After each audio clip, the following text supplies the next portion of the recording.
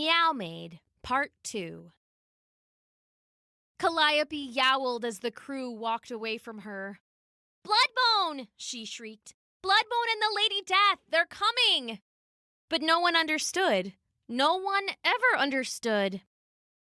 "Easy there, little kitty," said One-Eyed Willa, turning back and scratching behind Calliope's ears. "We all go a little sea-crazy sometimes." She stood there for a moment, scratching Calliope idly. The cat meowed desperately. One-Eyed Willa may have only had one eye, but it was the best eye on the ship. "See it, Willa, see it!" "Hey," she said softly, then louder.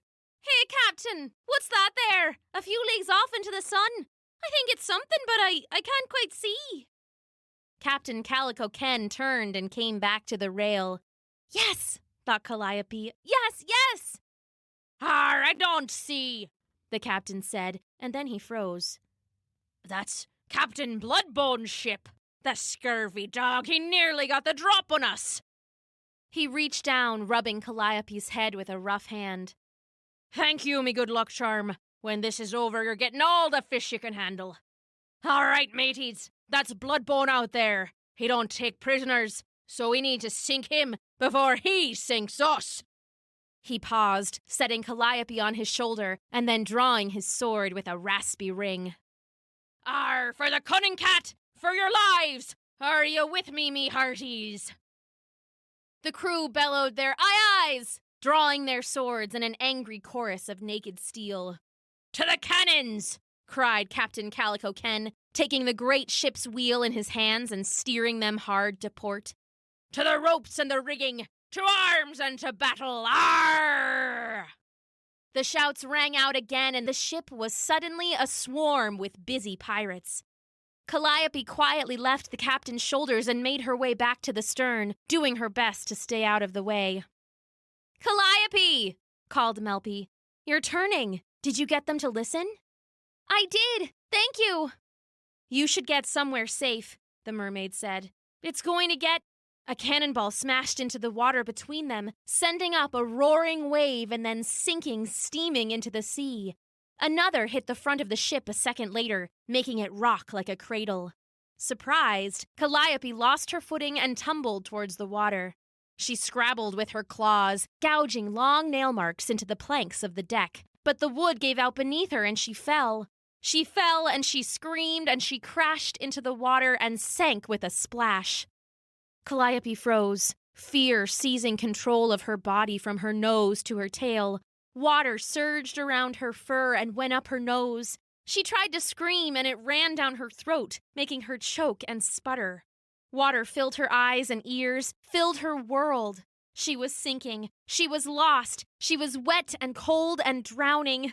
It was her worst fear made real, and she couldn't take it.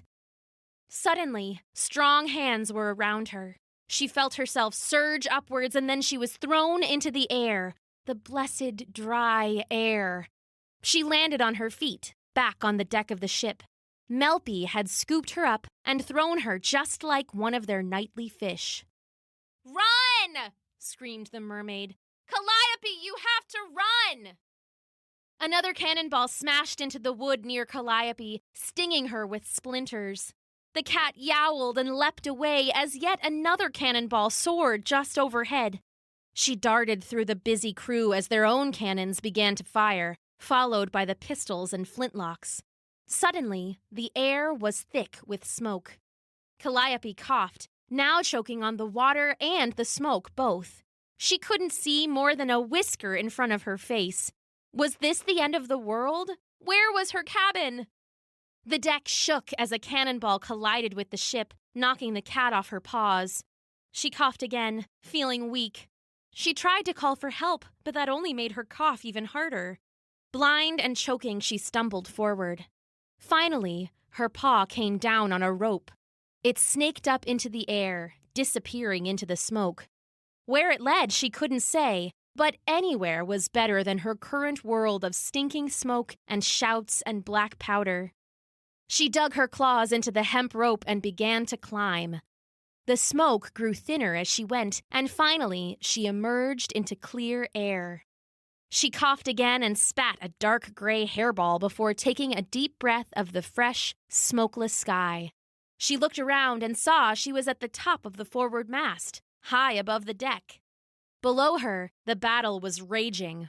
Luckily, thanks to her warning, Captain Calico Ken and the crew of the Cunning Cat seemed to be winning. They had taken damage, to be sure, but their cannons had pounded away at Captain Bloodbone's Lady Death. The ugly ship was starting to sink into the smoky waters. But where was Captain Calico Ken? She scanned the deck, clinging tightly to her rope. There! He was at the rail of his ship, fighting off the last of the attackers, throwing them into the sea. Suddenly, he was pushed back, staggering, and Captain Bloodbone was on the deck. He was tall and broad, his legs thick as masts. In his giant, hairy fist, he clutched a battle axe in the shape of a snarling shark.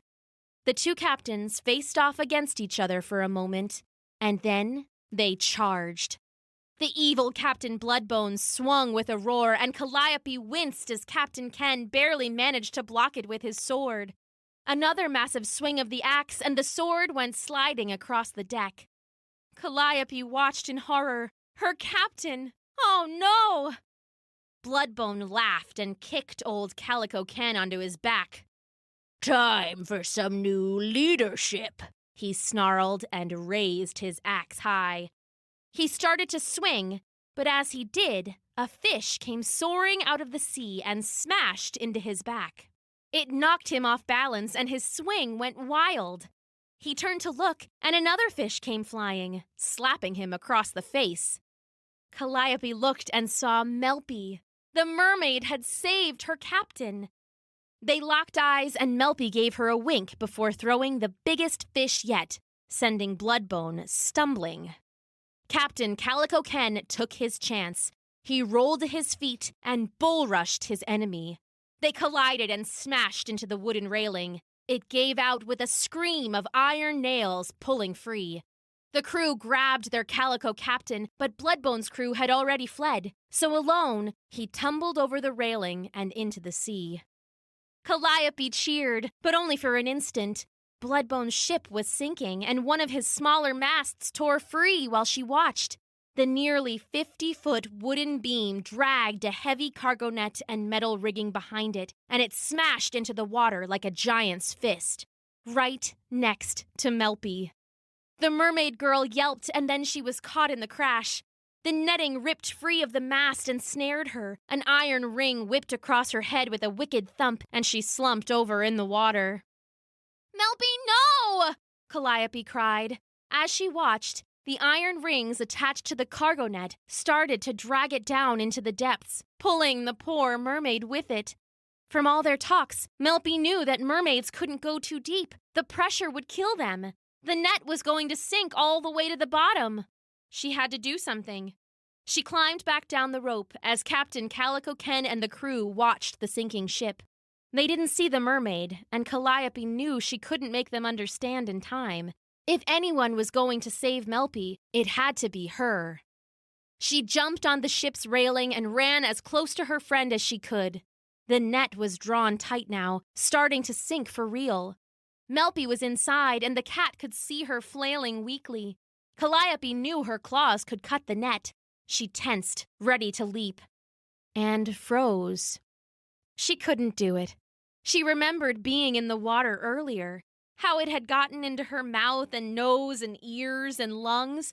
How it had been dark and cold, and how it had been her worst fear and somehow even worse than that. She remembered it all, and her body locked up. She watched as Melpy started to sink, one slender hand reaching up through the cargo net. She needed someone to help. She needed someone to rescue her. She needs, thought Calliope, a friend.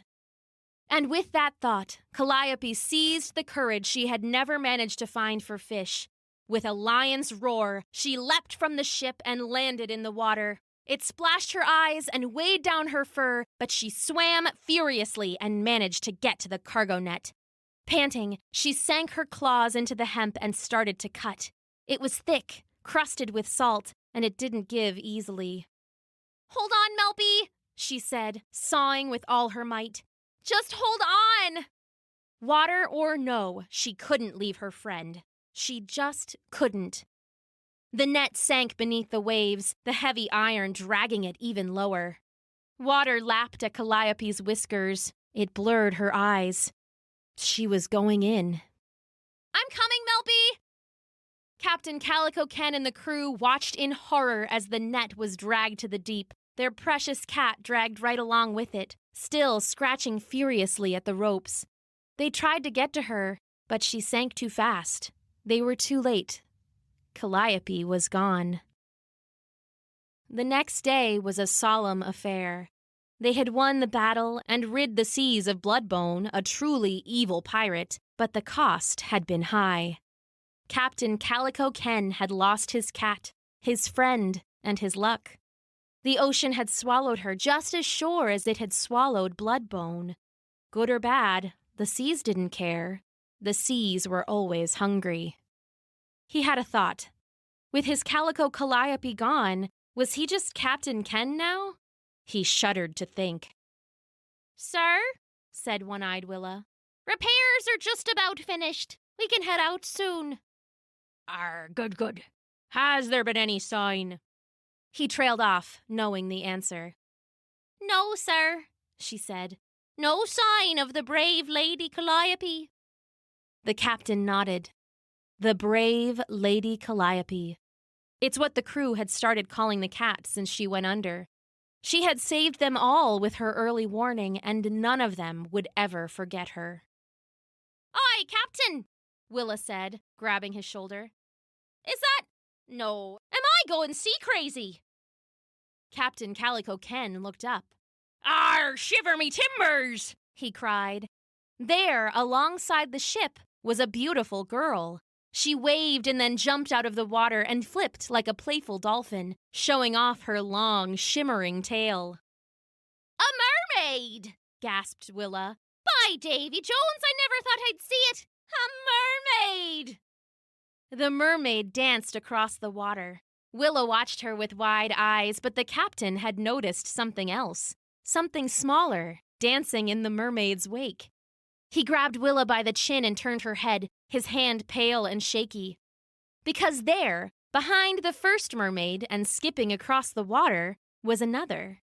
She was smaller, with a calico mermaid tail and long, curious whiskers. "Calliope!" gasped Willa. "Calliope is a mermaid!" "Har no, matey," said old Captain Calico Ken. "She's a right Meowmaid." Calliope the Meowmaid danced across the swells alongside the ship. She waved at the captain and crew with a delicate paw. Then, with one look at the ship that had been her home, she dove back into the deeps. The captain wished her well. He'd miss having her on the ship, but he knew she would never be far. It was better this way, he supposed. And though it felt like his heart was walking the plank, seeing Calliope happy was a buried treasure all its own.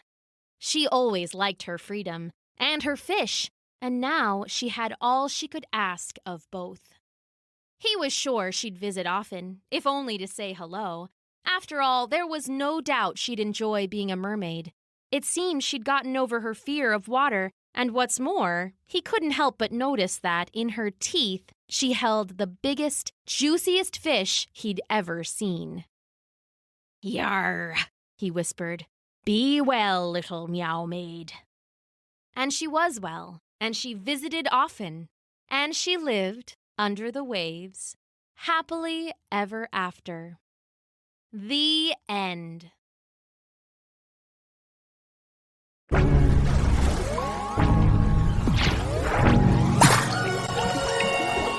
Thanks for listening!